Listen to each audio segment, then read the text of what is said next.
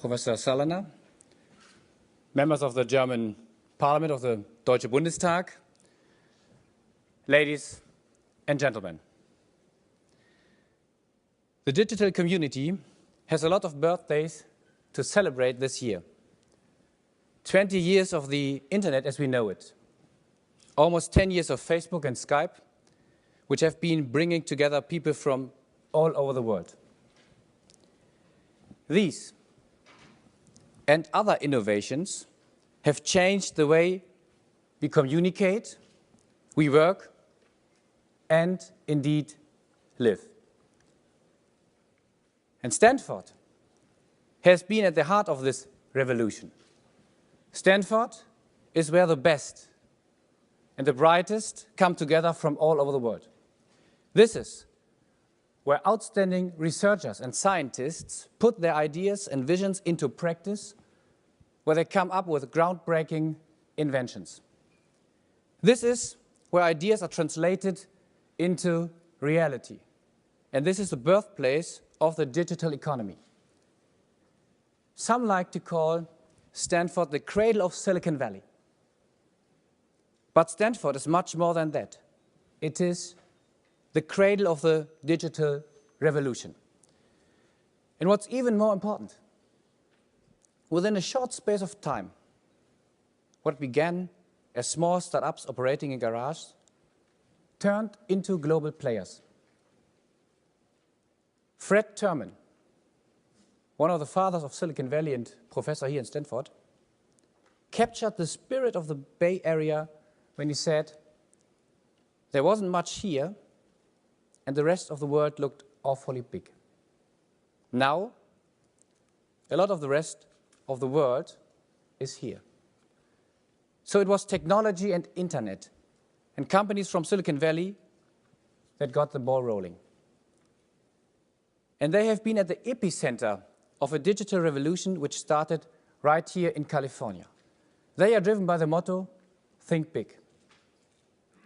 And we are here because we want ourselves to be inspired by the unique spirit of the valley. The west coast of California set the pace for the international startup scene. And as the German Minister of Economics and Technology, I think I can safely say that you are the role model for startups everywhere in the world. And as you know, Germany has a thriving economy, one of the strongest in the world. My guess is that the first thing that comes to your minds when you think about the German economy is probably our automotive sector. I saw the advertisement in the TV here in the valley. Fahrvergnügen and Vorsprung durch Technik. And the last few days, since I've been here in the valley, I've seen it appears that German cars are pretty popular here in Silicon Valley as well. But guess what? Our IT sector in Germany is even bigger than our automotive industry. And our IT sector is becoming more and more integrated with other strong sectors, mechanical engineering, logistics, and of course, our automotive industry. That's because we want both a strong manufacturing base and a strong IT sector. We have long understood that the digital sector poses no threat to traditional industry or vice versa. On the contrary, IT is going to make our manufacturing sector more agile, speed up production, create growth, and give us a competitive edge. So the next advertise would be Fahrvergnügen and Vorsprung durch IT. So I'm absolutely certain that the future is all about bringing the digital economy into manufacturing. That's not only good for the industry and not only good for the IT sector, it's good for both, and it's more than good, it's the future of the economy. And I'm not only talking about Germany here, no, I'm talking about the future of the global economy. And as a minister, I want Germany to be ready to embrace this future. We have one of the strongest economies, just mentioned it to you. And what we need now is an even stronger IT scene in our country. That's why I'm creating a new, better ecosystem for startup companies in Germany. We are setting up programs tailored to the needs of high-tech entrepreneurs who want to start a business from university.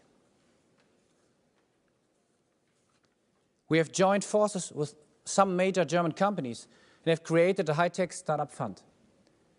And we have launched a special incubator right here in the Valley, the German Silicon Valley Accelerator. It helps German startups to access the American market and find investors from the US. And I'm convinced there are three major issues for the German economy. By the end of the decade, we want to triple the amount of venture capital available to startups, to double the number of annual startups in the digital economy, and we want to get Germany into the top 3 of international startup locations. At the moment, we are in the 6th place. I think that's not enough. And we do have the potential to make all this happen. Our startup scene is already attracting a great deal of interest internationally. The most impressive example is Berlin. It acts as a magnet for more and more young IT entrepreneurs who make the city their favorite base. And that's hardly surprising. Berlin has much to offer. A buzzing cultural sector, affordable rents, excellent infrastructure, and all this in the very heart of Europe. And we have a strong startup scene all over our republic, but Berlin is a synonym for the German startups. All this explains why we already have a strong IT startup culture and why the scene is becoming increasingly international. We are glad about this development, but we want to go further. We want more of all of this. Our motto is think big, think better, think Berlin. And almost exactly 50 years ago, your president, John F. Kennedy, said those famous words, "Ich bin ein Berliner." Every German knows these words. And today, 50 years later, we now know what he really meant by that. And I'm convinced his vision is now in Berlin, in Germany, our political mission. And we received an all-time record number of applications by young startup companies who wanted to come with me here to the Silicon Valley. You can't even imagine just how many wanted to come. Believe me, all of these entrepreneurs sitting there would have been prepared to swim the Atlantic and walk across America just to be here with you today. And yes, today we are here. 100 startup entrepreneurs, the cream of the crop. And just talk to them, and you'll get an idea of how cool our Germany startup scene really is. And indeed, how cool Germany is. My father told me that our family are our European neighbors and partners. And our best friends outside Europe, that is the United States of America. So the great nation on the one hand, and the coolest nation in the world on the other. And today's Germany is a country of boundless opportunity. Everyone is welcome. Everyone who wants to make it in Germany. And Professor Söllner mentioned vielleicht, maybe my living. It's a little bit of proof of that. So you're right, I was born in 1973 in Vietnam. While the Vietnam War, I lost my parents in the Vietnam War, and then my father, who was captain at the German Army Aviation, decided to adopt me from a Catholic orphanage. After the divorce, I was 4 years old. We lived together, my father and me. And he gave me the opportunity to go to school, to go to college, to make my medical doctor in heart surgery, Then I went into politics, became a member of parliament, chairman of the parliamentary group, state minister for economics, labor and transport, federal health minister, chairman of the Free Democratic Party, now vice chancellor and minister of economics and technology. So it's a very fast way, and it's normal for Germany.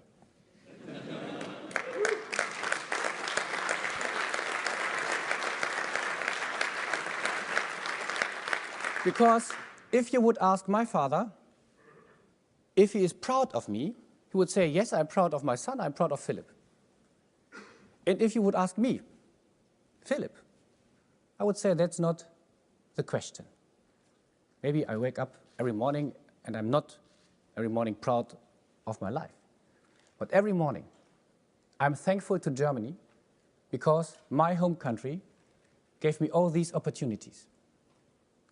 And not only for me, but for all our companies, for example, as well. Germany is a country of boundless opportunity, a country of success stories. And that's why we have come here today. I invite all of you, maybe you're German, not surprised, but the others, to come to my home country and write your own success stories. You have the opportunity of shaping our future economy, our future industry, in a country where there's no limit to what you can achieve. All you need is some brilliant ideas. And I've had the opportunity to be here 2 months ago. And as a gift from the German students here in Stanford, I got this shirt. And there you can find your motto. Die Luft der Freiheit weht. It's in German. So that is Germany 2013, a country in which die Luft der Freiheit weht. The coolest nation in the world. Very warm welcome to you. Thank you for your attention.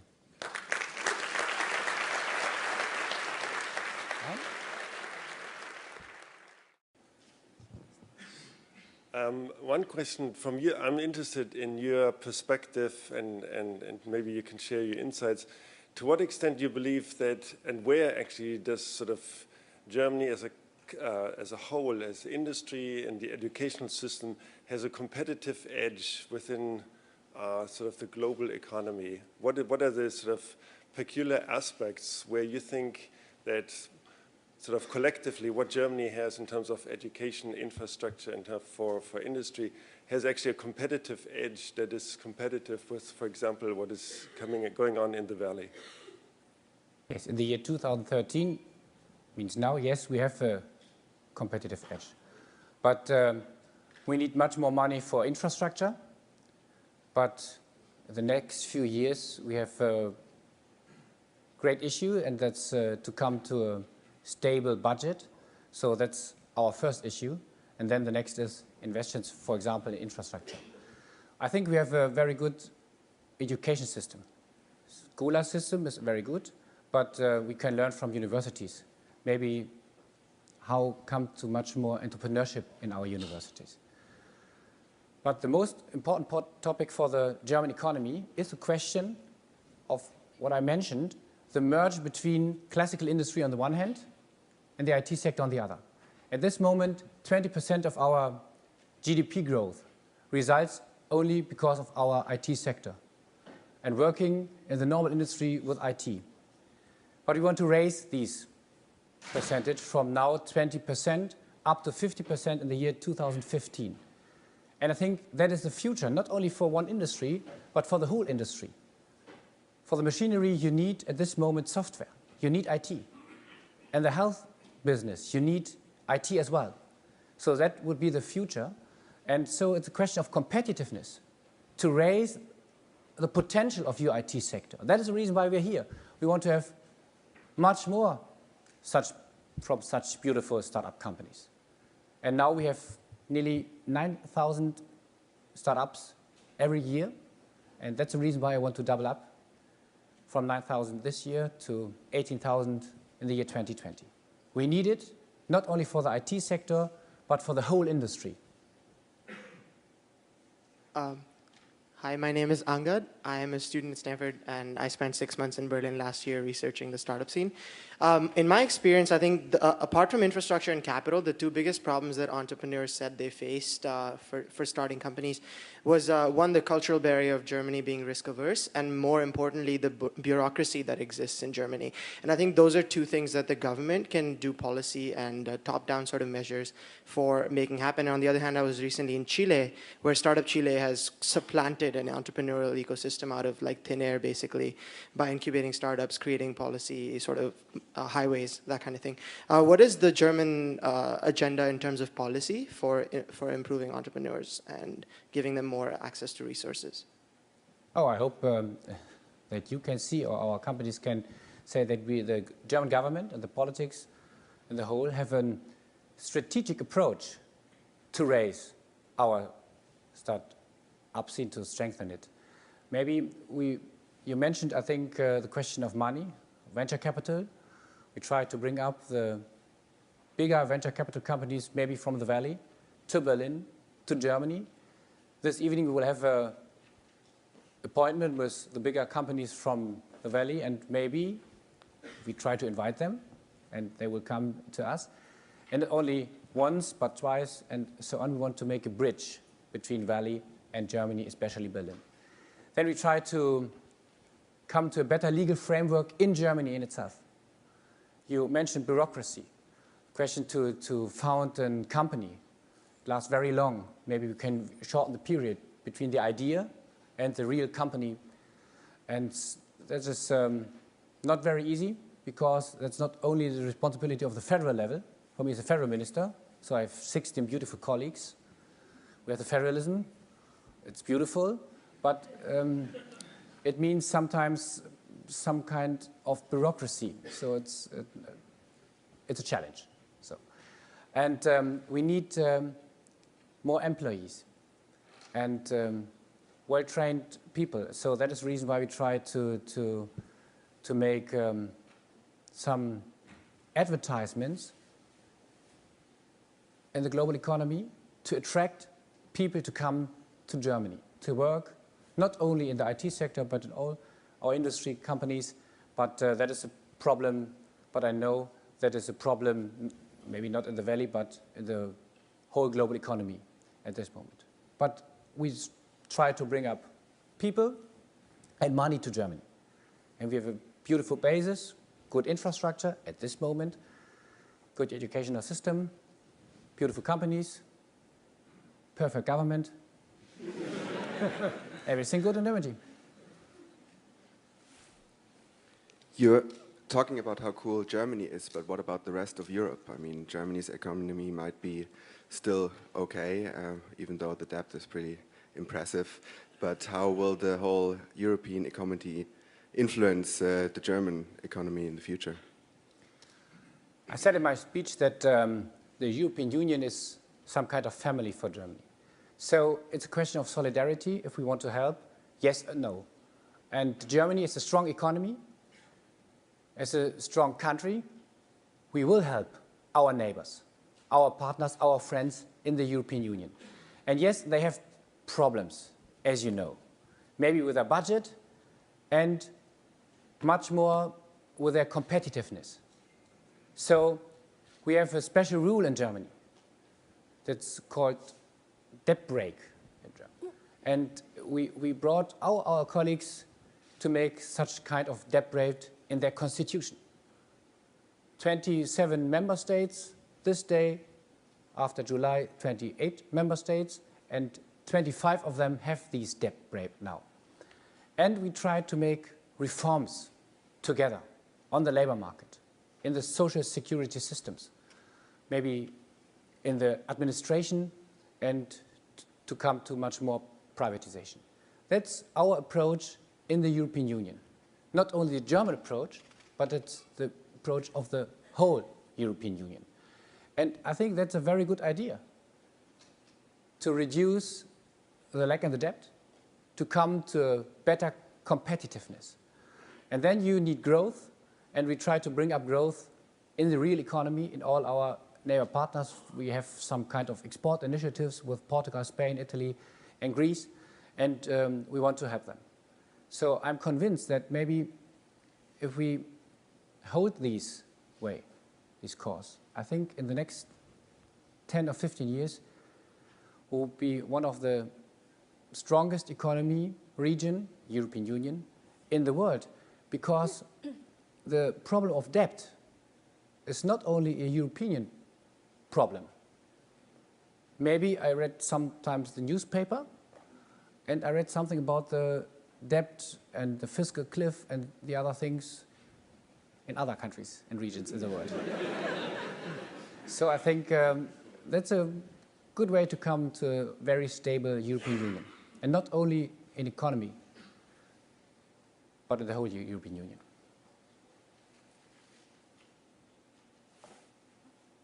Vice Chancellor, thanks for being with us here today.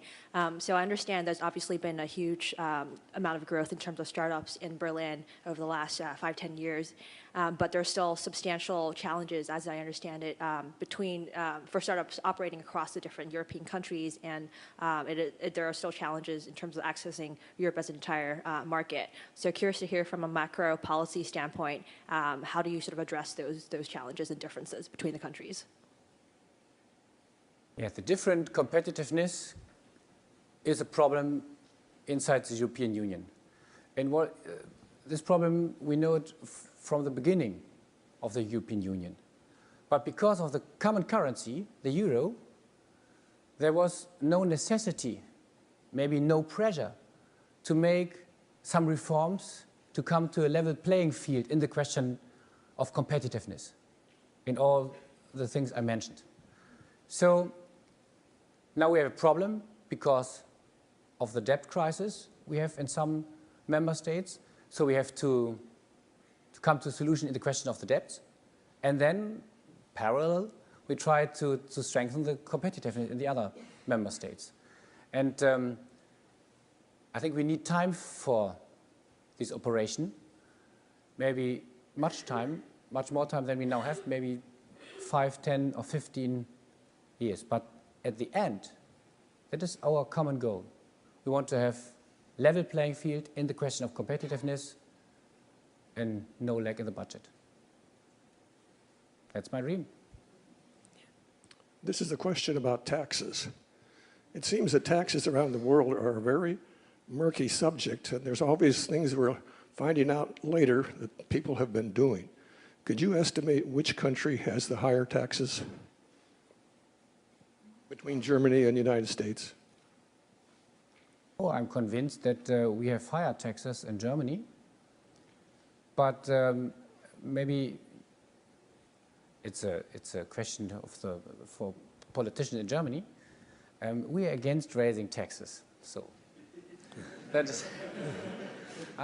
Member of the Free Democratic Party. You are the second one. Thank you. Well, we are warm welcome. So. But maybe the taxes in Germany much higher than here in the United States. And we do not have only the taxes, but we have the fees for the social security systems. So labor is expensive in Germany. That's a problem. But if you see our labor market, I think although we have some problems, it's very successful. So at this moment, we have to find the balance between reducing the debt and do not raising the tax. So, and that's the position of my party and my government. No more taxes. Yes. Yes, hello. Yeah. Yeah. Hi, one question. Given the current situation in many countries in Europe and its perspectives, and also coupling that with policies to restrict the costs around the European Union, how does Germany expect to create a market for their companies? For these companies in the other member states? Yeah. Okay. So first of all, our part in the question of solidarity are the mechanism to stabilize the European Union. We have ESM and so on, some kind of funds to say if they will have horrible problems, we want to help with ESM and so on. So it means European Stability Mechanism.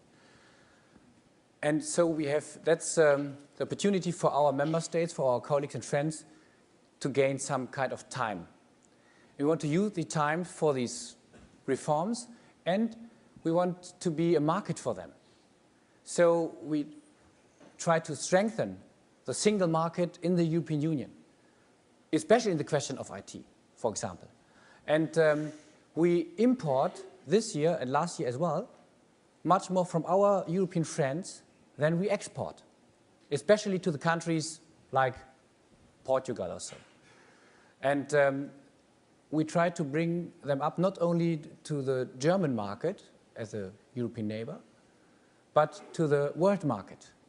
So I have a good friend, he's Minister for Economics in Portugal, and I said to him, maybe the next business delegation we can make together.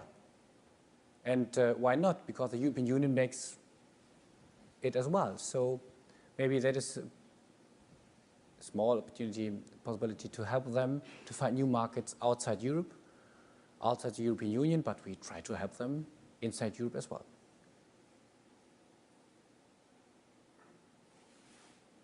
Ja, sehr geehrter Dr. Rösler.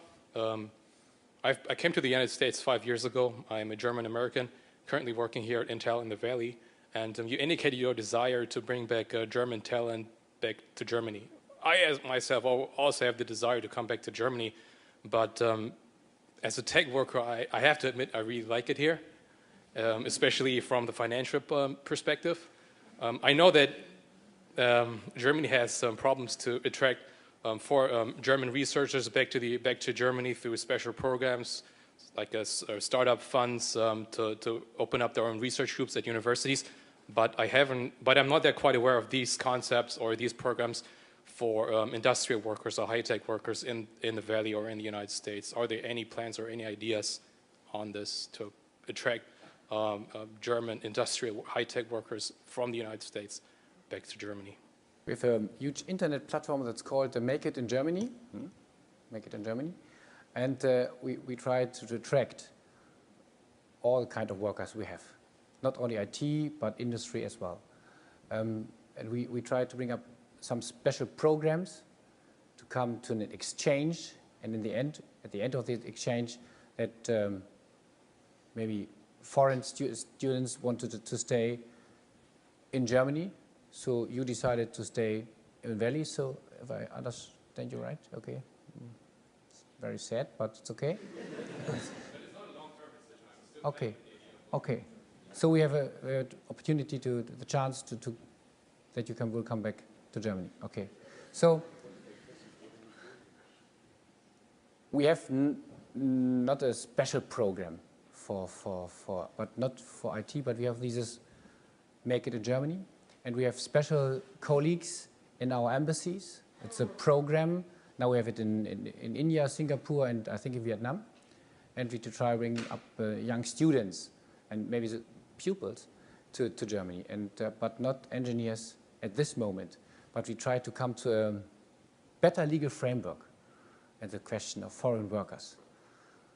That's a debate with my friends and colleagues in the coalition, because I want some culture of welcome in Germany for all people. And there we have different positions at this moment. But maybe after the election.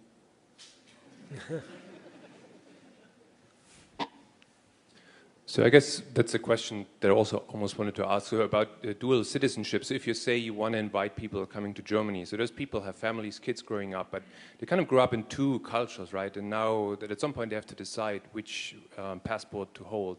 Is this going to change? Can we hold two passports? Can everyone who's coming to Germany do that? And also people who come from Germany here, can we hold that as well? Right?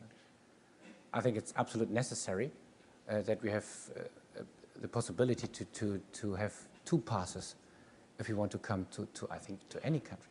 And if I think there's no argument against two passes at this moment. But that's not a question in my party. She is correct.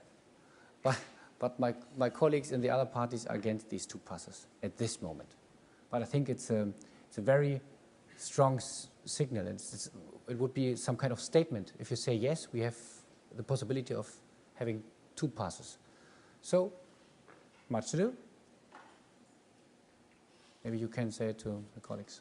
Yeah, please do. Members of Parliament. Yeah. Was heißt denn doppelte Staatsbürgerschaft? Dual nationality. Lesson learned.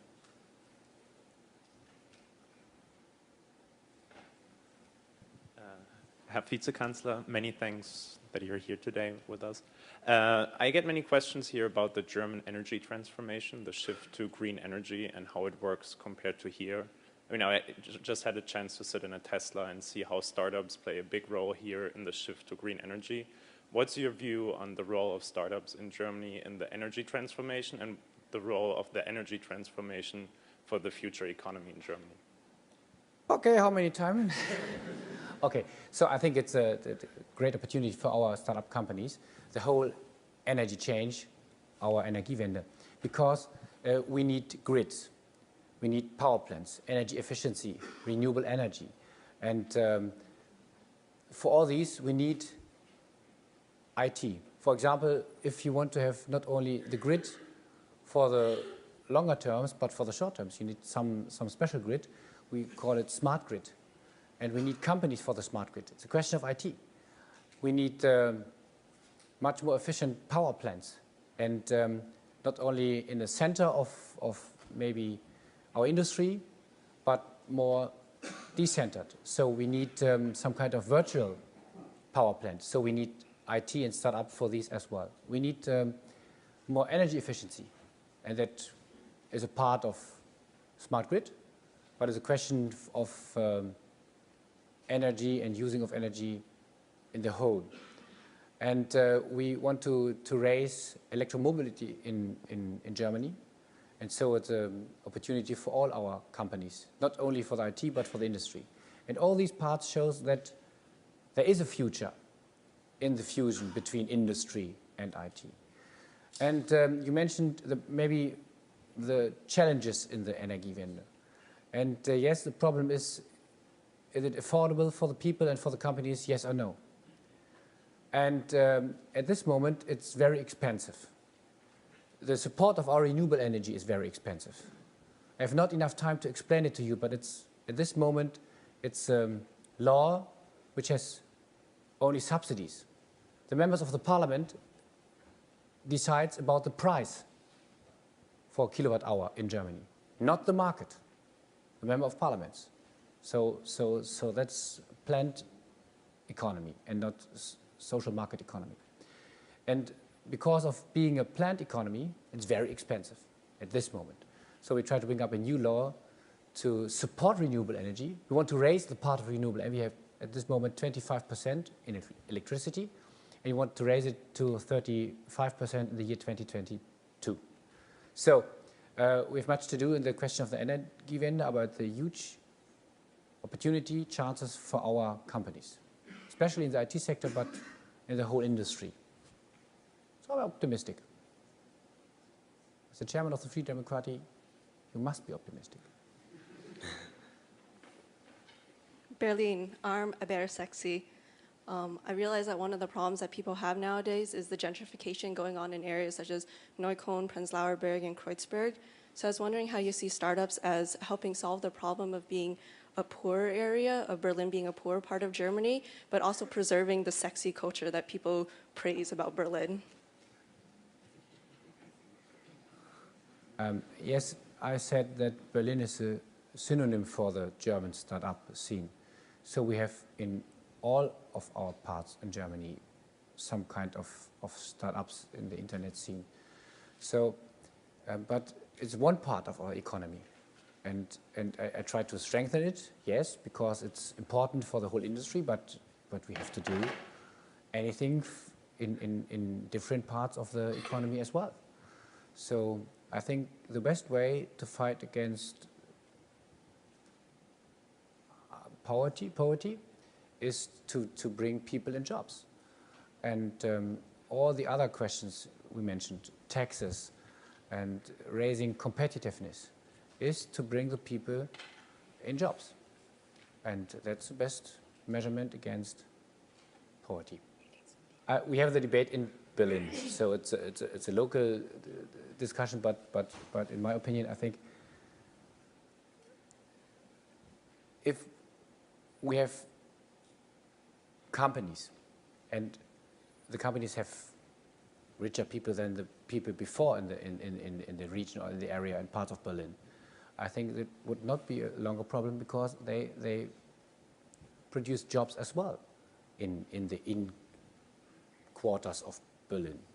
So I think it's a little bit funny, this discussion, because they come to more sexier city, yes, but I think the goal is for every people and not only for our hip startup companies. We need these companies, and I think Berlin needs these companies, and that is the reason why I think the Berlin government, local government, must have an interest in modernizing the city, the infrastructure, the buildings. And now they have a law that said that you are not allowed to come to renovate your own house or your own apartment. I think that's not die Luft der Freiheit weht.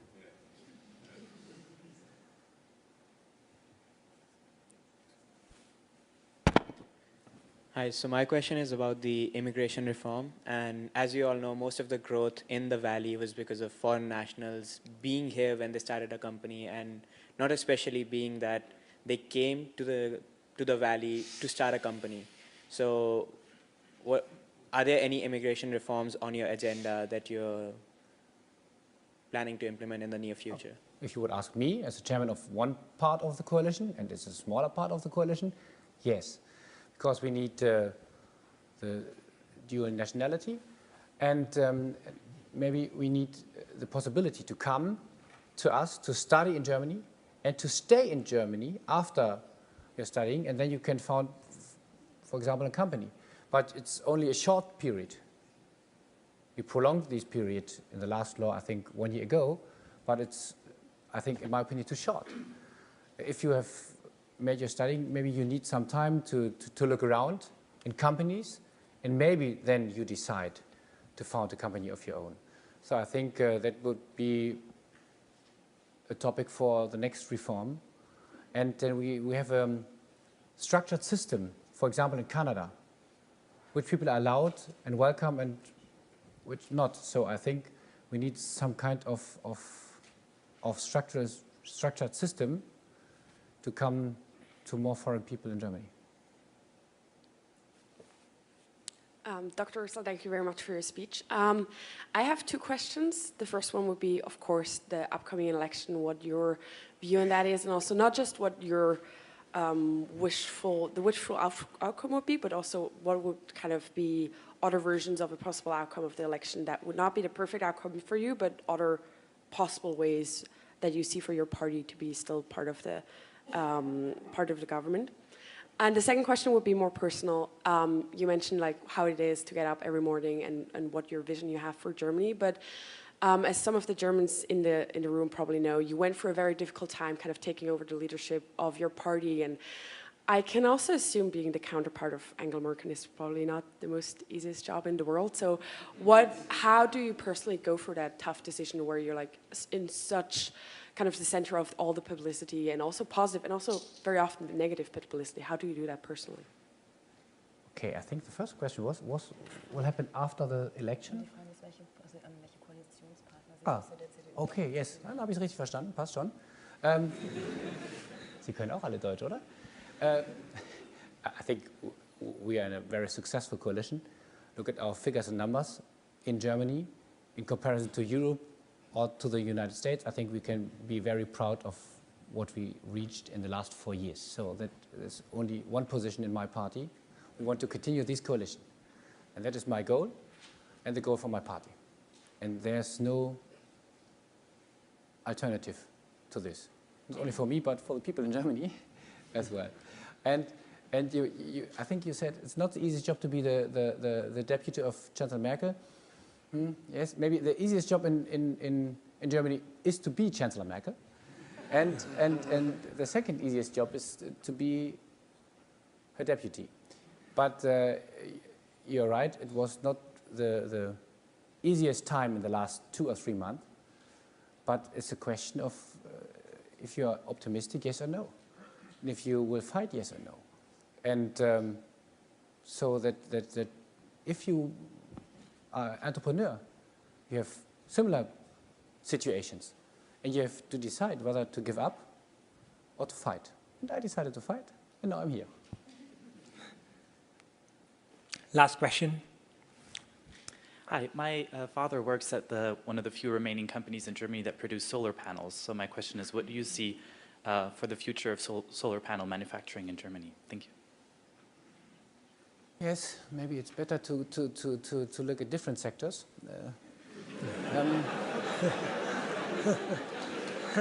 Yes, because in Germany we have, I mentioned the special law to support renewable energy. And they do not support some technology. They support the people who decided to buy wind energy power plants or photovoltaic power plants, solar cells. So, and if you give subsidies to the people, not to the companies, and maybe for the research or so, you will have a problem because, was das egal? It doesn't matter if you use Chinese solar power panels or German photovoltaic cells. And because they are much cheaper than ours, so they used the Chinese ones. And that is not good. And if you have a law which said if you use now this law, you have the next 20 years every time the same price. It's very good for you, but there's no pressure for innovation. That's against every market law. And so the problem is that our photovoltaic sector is not as competitiveness as maybe other sectors in the world and other regions in the world. So I think it's a problem at this moment. And we have a debate with the European Commission because they want to come to Strafmaßnahmen, to punishment, to penalties for the Chinese companies because of their subsidies. But the subsidies are not the real problem, but the financing situation in Germany. So it's better to leave these punishments and penalties because it would be the beginning of a fight between China and Europe, and that's not very good for Europe, I'm convinced, especially in this situation. So I hope they find a solution. Thank you all for being here. Please join me in thanking Vice Chancellor Dr. Rösler. They all call me Vice Chancellor, but to say the truth, it sounds beautiful, Vice Chancellor, but we have only the rule, someone is deputy of the Chancellor, that's right, that's me, that's an interesting position. But we have no Vice Chancellor like you have the Vice President. The Vice President has no job without being Vice President. And I'm Minister for Economics, so there's a totally different position. I'm very sad about it, but it's okay. Sorry about that. No, no problem. Join me in thanking on behalf of GSB and the Stanford community. Thank you very much. Thank you. Thank you very much. Thank you. Thank you very much. Thank you.